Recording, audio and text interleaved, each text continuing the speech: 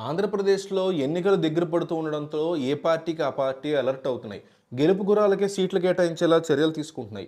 ఇన్నాళ్లు సైలెంట్‌గా ఉన్న వైసీపీ అధిష్టానం మార్పులు, చేర్పులు చేస్తోంది. ఇటీవల 11 నియోజకవర్గాల్లో ఇన్ఛార్జిని మార్చింది. తాజాగా మరో 4 నియోజకవర్గాల్లో ఇన్ఛార్జిలని సీఎం జగన్ ఫైనల్ చేసినట్టు సమాచారం. వైసీపీలో నియోజకవర్గ ఇన్ఛార్జీలకి సీట్లు కేటాయిస్తారన్న ప్రచారం ఉంది. దీంతో ఎవరికి ఎక్కడ సీటు దక్కుతుందోనని వైసీపీ నేతలు టెన్షన్‌లో ఉన్నారు. నియోజకవర్గాల వారీగా సర్వేలు చేయించి ఆ ఫలితాల ఆధారంగా ఇన్ఛార్జీలను మారుస్తోంది వైసీపీ అధిష్టానం. జగ్గంపేట నియోజకవర్గంలో సిట్టింగ్ ఎమ్మెల్యే జ్యోతుల చంటిబాబుకి వైసీపీ అధిష్టానం షాక్ ఇచ్చింది. ఆ నియోజకవర్గానికి తోట నరసింహన్ ఇన్ఛార్జిగా ఫైనల్ చేసినట్టు సమాచారం. గత ఎన్నికలకి తోట నరసింహం టీడీపీ నుంచి వైసీపీలో చేరారు. ఈసారి ఆయన దాదాపుగా సీటు ఖరారైంది. సిట్టింగ్ ఎమ్మెల్యే చంటిబాబు స్థానంలో తోట నరసింహంకి సీటు కేటాయించే అవకాశం ఉంది. ఈ నేపథ్యంలో ఇన్ఛార్జ్ బాధ్యతలు అప్పచెప్తారని ప్రచారం మొదలైంది.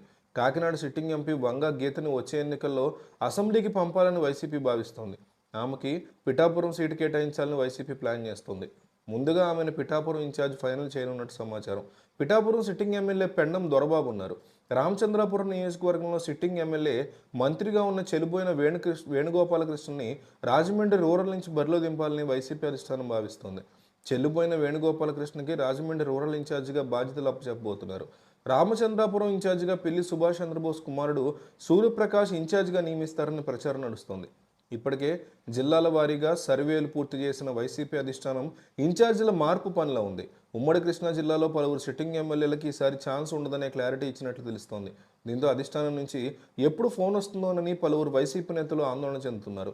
ఉమ్మడి కృష్ణా జిల్లాలో 16 అసెంబ్లీ నియోజకవర్గాలు ఉన్నాయి. వీటిలో కృష్ణా, ఎన్టీఆర్ జిల్లాలోని పలువురు సిట్టింగ్లకి అధిష్టానం నుంచి కాల్స్ వెళ్ళినట్టు సమాచారం. పెడన ఎమ్మెల్యే మంత్రి జోగి రమేష్ స్థానం మార్పు చేస్తున్నట్టు వైసీపీ అధిష్టానం స్పష్టమిచ్చినట్టుగా తెలుస్తోంది. జోగి రమేష్ని విజయవాడ ఎంపీ అభ్యర్థిగా పోటీ చేయాలని అధిష్టానం సూచించింది. పెడనలో పాటు మైలవరం సీటు తన కుటుంబానికి కేటాయించాలని ఆశలు పెట్టుకున్న జోగి రమేష్కి అధిష్టానం వరుసగా షాకులు ఇస్తోంది. అట్లాగే వీరికి మాత్రమే కాకుండా వైసీపీలో చాలా మందికి త్వరలోనే గట్టి షాకులు తగిలేలా జగన్ నిర్ణయం తీసుకోబోతున్నారని తెలుస్తోంది.